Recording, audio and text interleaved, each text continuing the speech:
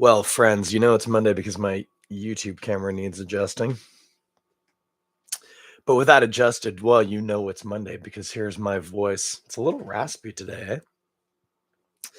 Rocking a little bit of the old seasonal allergies, and apparently it's giving me jazz voice. So, I mean, that's something. That's not nothing.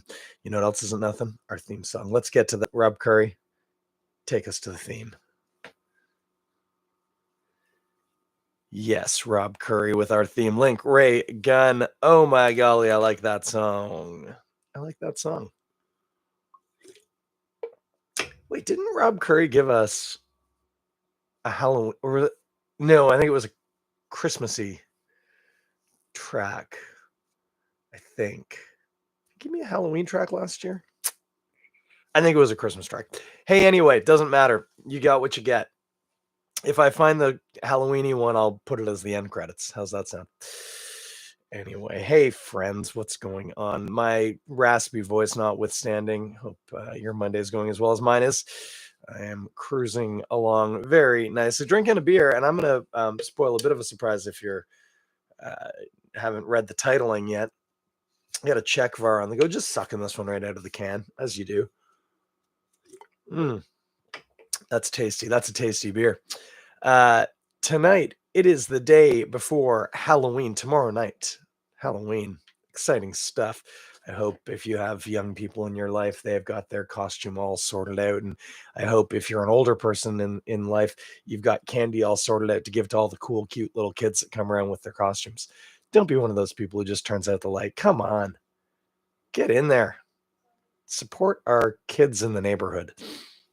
Anyway, in honor of Halloween, I was thinking about it. I had a pumpkin beer there the other day and reminded myself that as much as I like pumpkin, I'm just really not into pumpkin beer for the most part. Those Saison de Pumps, I can roll. There are a couple of others that I can handle. But for the most part, friends, that is just not what I want to be drinking. And then I thought, well, what else could I do? And yeah, I don't know. There's some stuff.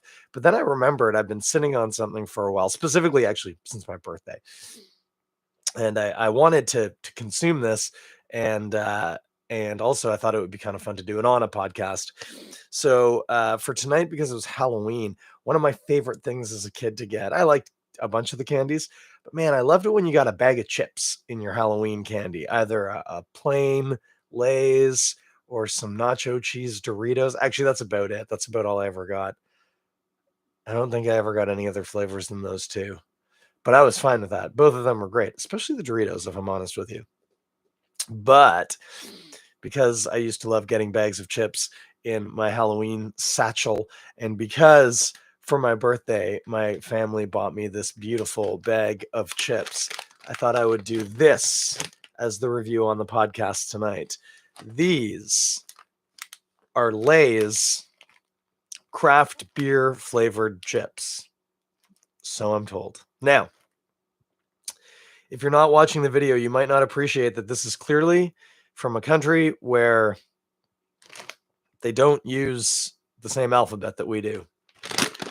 I don't know if I can't read this at all.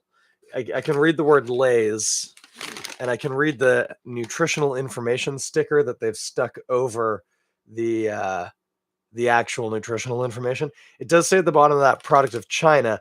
I don't know if that's necessarily what language this is, but they're from China, and they are craft beer flavored potato chips. Now, I've never done a potato chip review on this here Toronto Beer podcast, and I'm glad you're along for this this inaugural run.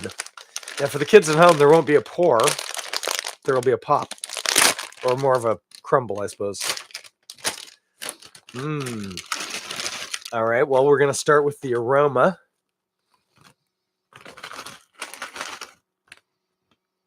They smell like potato chips. I didn't appreciate how much you have to shake around a bag of potato chips to get some aroma going. I'll take a chip out and smell it directly. It's a nicely, deeply crinkled chip. I don't know if you can see this.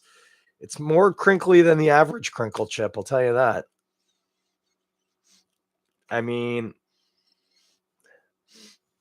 they smell like potato chips.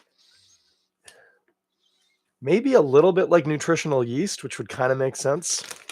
I need a sip of beer because I'm about to cough. I also have a bit of a cough to accompany this throat odd sound. Anyway, that's what do we call check for our craft beer? The Brewers Association probably wouldn't, but I would. All right. Yeah. All I get in terms of smell off of this is potatoes and maybe a hint of nutritional yeast. Let's go to the taste. Oh, whoa.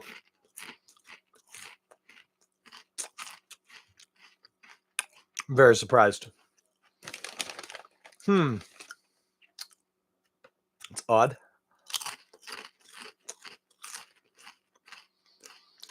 They're quite a bit sweeter than I was expecting them to be.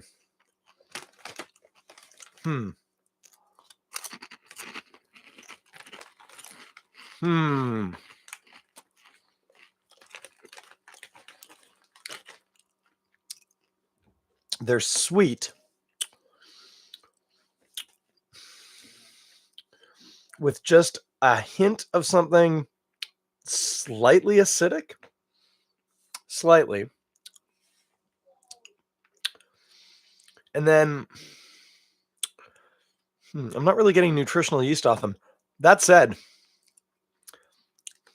there is something mildly astringently hoppy about them. They well, I'll tell you, I don't know what they taste like. They don't taste like craft beer necessarily. They don't taste bad. Just unexpected.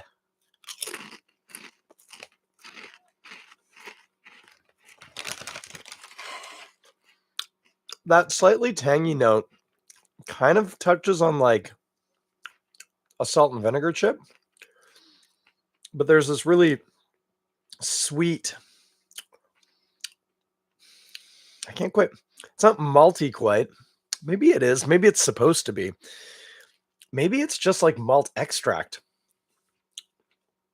I need a sip of real beer. So we've just had a bunch of people join. If you're just joining in, I'm not doing a beer tonight. Tonight I'm doing Lay's craft beer flavored potato chips from China. It's an odd mouthful, I'll tell you that. Actually, that sweetness with that bit of a sourness, it almost tastes a little bit like a ketchup chip, but not as acidic and tart as a ketchup chip typically would.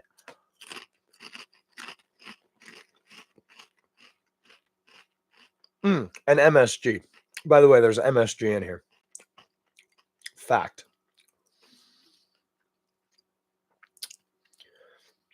I think there's MSG, a bit of nutritional yeast, malt extract powder, DME we would call it, dried malt extract.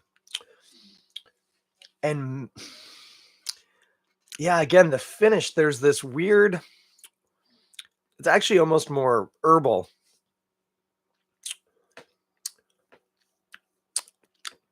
Kind of almost parsley-like. Like I wouldn't have called it a hoppy thing, but then again, I'm not used to tasting hops on potato chips.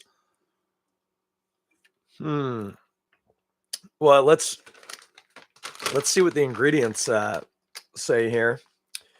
Now, as noted, this is a sticker that's been put over the original ingredients, which were, I've just ripped it. That really, okay, that, gonna have to do a little reconstruction here. Take it to the FBI forensics lab. Oh dear. Okay, I think I got it.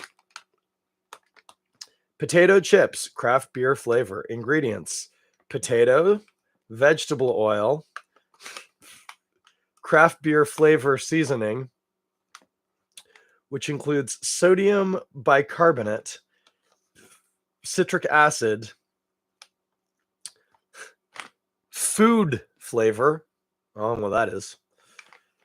disodium 5 ribonucleotide.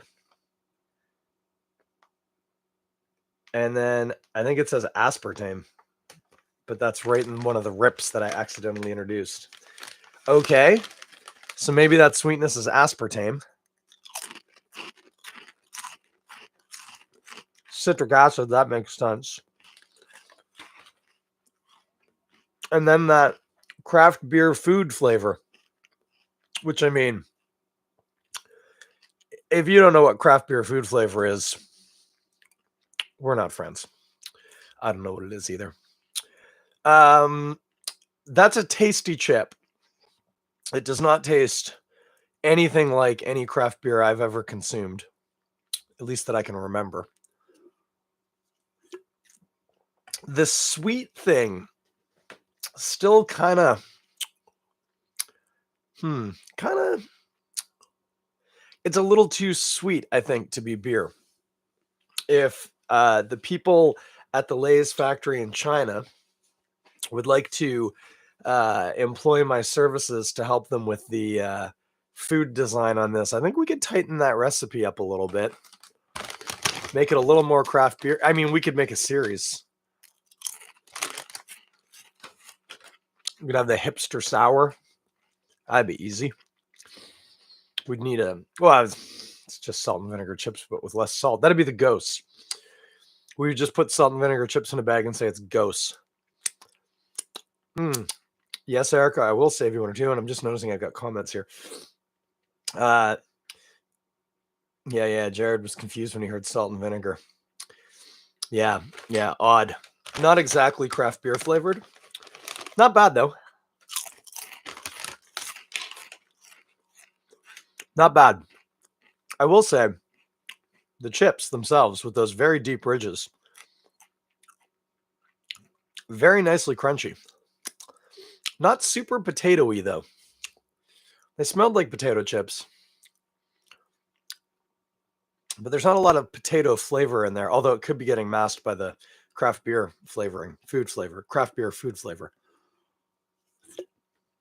Also, whatever that hoppy, minty, parsley thing, it's actually kind of building. Every chip I have, my mouth is subsequently more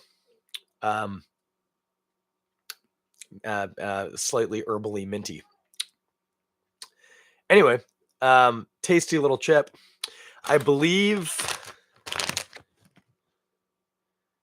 Erica said she bought these off of some imported snack website. She was buying something else and saw them and thought, Chris would like those, or at least would like to try them. And I didn't dislike them. I probably wouldn't go out of my way to procure them again unless I was doing it for somebody else's first time experience enjoying them. For myself, yeah, I'll happily finish that bag aside from the one or two I saved for Erica. These are Lay's craft beer flavored potato chips, product of China. Don't know where they're available. Probably China. Who knows where else? Places where people want their potato chips to taste like craft beer. Which, if you've seen the potato chip flavorings in the United Kingdom, craft beer actually isn't that unusual.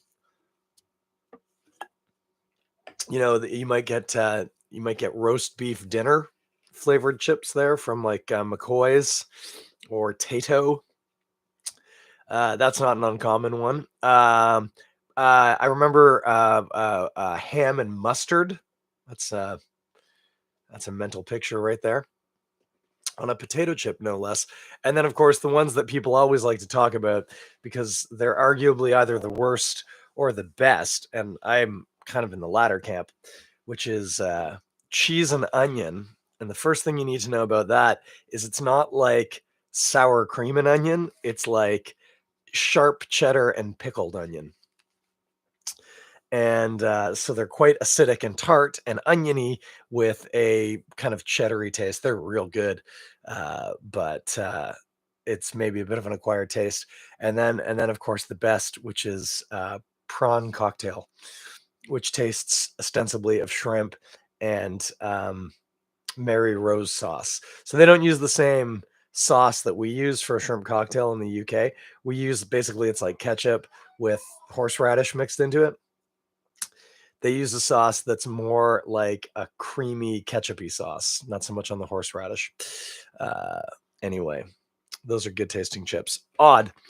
And as I say, odder probably than craft beer flavored. So I'd say get in there.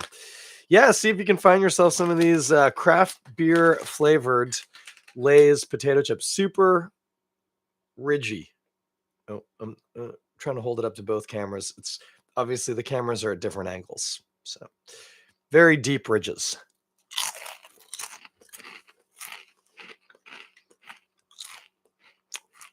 Yeah, not a bad chip. I've grabbed chips off of the shelf at like T&T or something like that on a lark thinking, wow, I wonder what that's going to taste like, and have been significantly less impressed than I am with these. They're tasty. So thank you to Miss Erica and my kids for that for my birthday. Tasty chip. Now, normally we would say, what would you eat while you drink this beer? Today we're saying, what will you drink while you eat this chip? I mean, the Czech bars were actually working pretty well, knocking some of that sweetness off, because as I said, it was maybe a little sweet for my tastes. I would worry if you did something like big and heavy like an IPA that you might not taste much of anything anymore on the chip side. Yeah, I'd go with a snappy lager. Keep it in the snappy lager realm and you'll be fine. Or like if you really want to lean into the chip, a light beer, get like a 3-speed from Amsterdam or PBR or something like that. Something that doesn't taste like much. I think you'd be okay with that. I think you would be okay with that indeed. Well, that is what we had. Just one more view of that bag. Craft beer flavored potato chips from Lay's, product of China, ordered on the internet, consumed by me. Let me have a sip of beer. Stretch out my back a little stiff here today. I'll give you a recap of the what happened this weekend. Spoiler alerts. Oh, Erica is chiming in. These potato chips were ordered from CandyFunhouse.ca. That's all one word. CandyFunhouse.ca. If you want to get your own craft beer flavored Lay's potato chips. With that said, let's talk about the weekend. Let's talk about what happened. Did you watch? I've been telling you to watch. I think I promised last week that the game this weekend might well be one of the all-time great games. All the ingredients were there. Whoever won between New Zealand and South. Oh, by the way, England beat Argentina, but only barely. So there's that. That was the bronze medal game. But no, New Zealand against South Africa. Whoever won was going to win the World Cup for the 4th time, and they would become the first team to have won the Rugby World Cup for the 4th time. So that was a pretty big deal. South Africa and New Zealand, easily the top 2, or at least in the top 3 teams in the world right now, playing rugby from the gods. Beautiful stuff. Exciting build up to get there. Like I said, all signs pointed to this being a game for the ages, and actually what we got was kind of a crap game, if I'm honest with you. That said, spoilers. If you haven't seen, I mean, you should have seen by now, but if you haven't, I'm about to tell you who won. It was South Africa by a point. It was 13-12? I've forgotten even the score now, but they won by a single point. I think it was 13-12. Hang on, no, because South Africa only kicked points, so it couldn't have been 13. It must have been 16-15. I'm going to go with 16-15. Yeah. Which is great. South Africa went back to back. That's really hard to do. It's impressive. They're the first team to win 4 World Cups. South Africa is, at this point, this is a generational team that we're talking about here. Just wall to wall, beautiful players playing amazing rugby, fantastic stuff. New Zealand actually didn't play as nice as they have at other points in this tournament, but certainly weren't lacking for creativity and trying. Also, the only of the two teams that actually, scored a try. So that's something. They did then fail to convert that try, which was shocking. That said, the weather was awful. It was just pouring down rain in Paris that night, Saturday night. And uh and so it was going to be a tricky game, attritional. Because of the weather, it wasn't likely going to be a really fast, flowy game, which is kind of what everybody was hoping for. But that doesn't mean that it can't still be a game for the ages. But indeed, what ended up happening was the team of officials kind of decided to make the game about them. And while there were a couple of times when, especially the intervention of the TMO, the television match official, which is the instant replay, was necessary, uh, especially in the second half. It felt like almost every time the whistle blew, they were stopping to look at something on the replay, often then reversing what had just been called. Oh no, there was a really marginal little knock on here, and that's oh, we can't have that. It became very, very tiresome and very, very annoying. Now, if you listen to the pundits, they're going to keep talking about the controversy in the officiating. In a vacuum, I can agree with that. I thought the officiating was controversial, but not in the way that most of the pundits, at least on the BBC, were talking today, and certainly not the people around me while I was watching were saying. What most people were talking about was that New Zealand's captain, Sam Cane, got a red card. He had a yellow card that got upgraded to a red in the bunker system in the first half. New Zealand had to play with 14 men for oh, what was that? It had to have been in the first 15 minutes of the game. So 65 minutes of the game at least, down a man. It was a red card for a dangerous tackle, shoulder contact directly to the chin of the ball carrier. As I say, he was yellow carded. The bunker reviewed it, upgraded it to a red, as they should. That was as red a card as you can red a card without just punching a person in the face or gouging them in the eyes with your fingers or something. It was a red card all day. People who say, "Oh, red card ruins the game." Well, tell that to the person who got the red card, because nobody made Sam Cane do what he did. It was just a bad tackle. Subsequently, in the second half, the captain of South Africa got a yellow card, Sia Khaleesi, for head-to-head contact, not shoulder-to-head, but head-to-head contact, which in the framework is the same. There was contact to the ball carrier's head. If it's the shoulder or the neck above the shoulders, if it's neck or head contact, immediately there's foul play, and we're just trying to figure out to what extent was the play foul. Khaleesi went off with the yellow and was then allowed to return to play after 10 minutes. He was not upgraded to a red. And this is the controversy that people keep talking about. I can understand how, with, let's say, a limited understanding of the laws of rugby, you might think that was controversial. Why did one guy get a red card for head contact and the other guy who had head contact only got a yellow? And it's actually pretty straightforward. For the second one, for the South African player, Sia Khaleesi. Sia Khaleesi set nice and low for the tackle, went in for the tackle. Little unclear exactly what led to the head contact. Either as he made the tackle, his own head hit off the ball that the ball carrier was carrying and came up as the ball carrier was coming down, and their heads met and hit. I actually think that's what people were saying today. I actually think the player was being tackled by another South African, and he was lowering in his height because of that.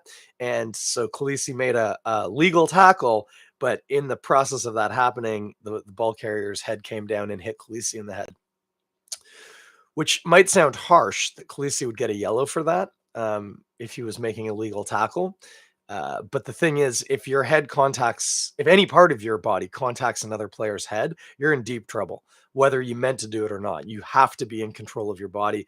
You have to be in control of the situation. If it's marginal and you're worried, you're supposed to just let it go, not make the tackle. That, of course, never happens. But that's why Khaleesi didn't have his card upgraded. It fit the measure of the law perfectly. There was head contact. There was foul play. The degree of danger actually was questionable. It probably actually wasn't particularly high, which in of itself could make it reduced from a red card to a yellow card. But the biggest thing was the ball carrier's head changed height, and that's important. It changed height. With Sam Cane's red card in the first half, what happened was Kane was going for a tackle. I don't remember who it was he was tackling, but he wasn't actually going to be making a tackle. I don't think he thought he was going to be making a tackle, but the player changed direction very suddenly. Basically, stepped on a foot and cut to one side directly into Kane. Now, he was doing it to avoid another tackler. There's nothing wrong with that. In rugby, you are allowed to change direction as much or as little as you want. There's nothing wrong with that. Kane, unfortunately, wasn't set for the tackle, and rather than trying to get out of the way of the player, which would be counterintuitive to a rugby player, in that split second, he made the call to, okay, I'm just going to try and wrap him in a tackle. The problem was he hadn't crouched down. We talk about hinging at the waist. He was still completely upright, chest forward, head up. And as he drove and reached for that tackle, his shoulder drove into the player's face, his chin specifically. Now, some people say there should have been mitigation applied because the ball carrier's head changed height, but the ball carrier's head did not change height. You can see it very, very, very clearly in the replay. Dead flat, dead straight. He changed direction, but as noted, that's not mitigation. Players are allowed to change direction, and it doesn't impact your responsibility as the tackler. What we had was shoulder to chin contact to the head, high degree of danger, absolutely. Whether or not you want to argue that his head changed height, mitigation, whatever, there's actually an overarching rule that kicks in, a law, which is there can be no mitigation applied to a situation if the original action was always illegal. So Sam Cane's tackle was always illegal. He was upright, he was too high, and his shoulder was going to hit the player in the face no matter what he did. The action was never legal. It was never going to be a legal tackle. So they can't apply mitigation. It could have been a low degree of danger. The player's head could have been changing height. Like, you can make up almost anything you want. But if the original action of the tackler, in this case Kane, wasn't legal, then you can't apply mitigation. The instant the original action is illegal, it is the maximum penalty. And in this case, for shoulder to face contact, the maximum penalty is a red card. It has to be. The officials actually don't even have a choice in that case. They would find themselves in trouble if they ruled that as anything less. It made a lot of people angry. I understand. Red cards certainly do impact what happens in the game. But it was a red card all day. There was no controversy. I mean, there always is going to be. But from a technical point of view, both those calls were perfect. That said, Eben Etzebeth for the Springboks, South Africa, went into a tackle with one arm wrapping and the other arm with his elbow pointed at the All Black player's face and elbowed him directly in the face, and it didn't even get a look. There was no whistle. He didn't even get a penalty. It was a shockingly poor game as far as the officials were concerned. There were bad things happening all over the field that really needed to be looked at or really needed to be interpreted differently, and it didn't happen. The worst of which, actually, there was three things at the very end of the game. The last one initially I was outraged about, and then once I'd kind of calmed down, I went, no, that was the right call, which was a maul had formed, which is when a ball carrier goes into contact but doesn't get tackled. He's just being held, and a player from his team comes in and binds onto him to support him. It's called a maul. If the team that's carrying the ball can get that ball out and use it, that's fine. If the team that's defending can strip that ball from the player and use it, that's also fine. If after the maul has been called, so a player is bound on, there's a tackler holding the ball carrier, there's at least three people involved. In this case, I think there's about five. Once the official calls a maul, if you can't get the ball free and use it, likely what's going to happen is the maul's either going to go into touch, out of bounds, if you prefer, or somebody in the maul is going to fall over and the whole thing's going to come down because they're going to trip over him. If it's the team that's defending that falls down, it's a penalty. And the team that had the ball, in this case, the Springboks, would have had the choice to simply make a quick tap and kick it to touch because the clock was red, which means the game was over. We're just waiting for the play to end. On the other hand, if it's a South African that collapses the maul and it falls down, if the South African scrum half can get the ball out, or anybody, but it's typically the scrum half, can get that ball out and make use of it, then that's fine. The maul went down where it went down, the ball was played, and everything was okay. But the ball wasn't available. It was covered, which is what you typically want to do if you're on defense in a maul. You just prevent any action. And in that case, it's a scrum for the defending team. So there was a maul formed. It went down. It was a South African that brought it down, so no penalty. But the ball was not available, which means the call is the ball's dead and it's a scrum, except at the end of the game when the clock's gone red, once we're over 80 minutes, any stoppage of play other than a penalty means the game is over. Even though New Zealand should have gotten the ball, they don't, because the game is over because it's just a scrum. Whistle blows, that's the end of the game. I was outraged about it at the time, but I was wrong, and that happens sometimes. What was more outrageous was what led up to that was a scrum for South Africa around the 40-meter line, their 40-meter line, which means if something happened where that scrum was, particularly a penalty for New Zealand, that's a very kickable penalty. And remember, New Zealand was only losing by a single point. A kicked penalty would be 3 points. They would have won the game. The first scrum, I don't even know. I think the idea that the official had was that South Africa engaged early. All right, not South Africa. New Zealand engaged early on South Africa, but they blew them away. They had them on wheels. They were just pushing the scrum back, and they pushed it back perfectly. Dead straight, no turning. They just walked the scrum back rather than calling the penalty in favor of New Zealand, which is what I saw, certainly. The official chose to reset, which is why I'm assuming he was playing that they had set early, that New Zealand had gone early. I didn't see that, but whatever. They reset, and the same thing happened, except in this case, the South African hooker managed to get the ball back. So even though they were moving backwards, they were getting bowled over. The New Zealanders had won the scrum. They just hadn't gotten the ball. Once again, rather than calling the penalty, which is what should have happened, the official let them play on, let the scrum move back about 5 meters. They got the ball out. That's when the maul was formed. The maul went down. Clock's red. It's game over. The fact that neither of those scrums resulted in a penalty, that's the controversy.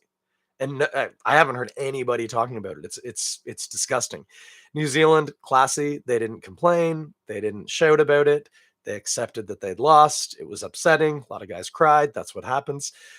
But they were very, very sportsmanlike in loss. But I got to tell you, if I were a Kiwi fan, which I'm not, I didn't have skin in this game. I mean, I like both teams, but I'm not a fan necessarily. That would have been the thing that stuck with me, that I would have been raging about. Raging about. Anyway, as it was, South Africa won by kicking many penalties. And no drop goals. They tried 2, and both were woeful. But they did kick a bunch of penalties. As I said, New Zealand had 1 try, couldn't convert it, a couple of penalties, and not enough to get the job done. And so that was that. It was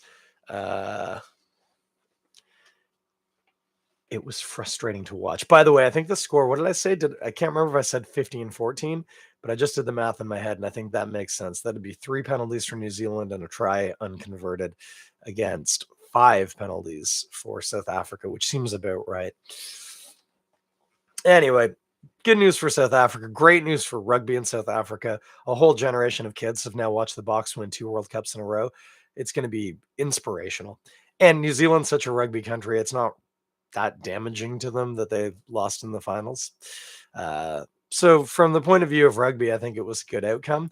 From the point of view of watching a game, it was probably the most disappointing game I watched this World Cup, other than Wales losing to Argentina in the quarters, which was personally disappointing, but not particularly surprising given the tournament. But yeah, just I was so keyed up for that game. I was so excited. It was going to be like the game of the century, and actually it kind of sucked. So anyway, if you watched it and you enjoyed it, I'm glad to hear that. I didn't have a fantastic time. I had a great time with the people I was with. The whole family came down. We sat with my buddy Tom and his son. There were other people around. It was great, but the game itself was That's just my opinion. Anyway, that's it. That's the end of the Toronto Rugby podcast until the spring when the Six Nations kicks in, and then we'll get back into it. And Ben Johnson can make fun of me for talking about Quidditch too much. That's what we got tonight. I'm done. I'm sore. I'm achy. I'm tired. Just as a reminder, the review tonight was Lay's Chinese craft beer flavored potato chips, which you can get at CandyFunhouse.ca. That is all one word, CandyFunhouse.ca. I was enjoying it with a lovely can of Czechvar because why not? I like Czechvar. Next week I'm going to be on holiday, but I'm not going to be away. I'll probably do a podcast, but if I don't show up in your feed, that's why. I was just having too much fun being on holiday for the week, because next week on the Wednesday, I think it's Wednesday. I'd have to look at the calendar and make sure. Pretty sure it's Wednesday. Is my wife and I, Erica, my wife and I, our anniversary, and not just any friends, not just any, but indeed our big 20, our 20th wedding anniversary. How odd is it to me to think that I've been married to somebody for 20 years? It's something. It is something. This past, now I have to do the math and make sure this was this past March 25 years we'd been together as a couple then, or is that this? I think that was this past March. Long time. And I got to tell you, I was going to say every day better than the last. That's not true. Not every day better than the last. That's not how real life works. But every day, very, very, very glad to have a real amazing partner who understands me. Oh, who's still watching? Well, that's extra embarrassing. I thought it was somebody else watching. Hi, babe. Every day, very, very pleased to have the most incredible partner who gives me space to be me, but also challenges me to be better than the me that I was the day before. So, to my beautiful wife, thank you for the chips. They were odd but tasty. I'll bring you a few in just a couple of minutes. And if I'm not here next week, that's why. I'm too busy celebrating my anniversary. In that case, I'll talk to you in 2 weeks. Otherwise, I'll talk at you in 7 days. I don't know what I'm going to be drinking. Who knows? It'll be good. It won't be another bag of chips. That's like a one-off thing. At least once a Halloween or something. But we'll get into something tasty. And I will talk at you whenever that is. Here is Rob Currie either playing Link Ray Gun or a freaky Halloween song. But I think it's the first one. Have a good night. Bye.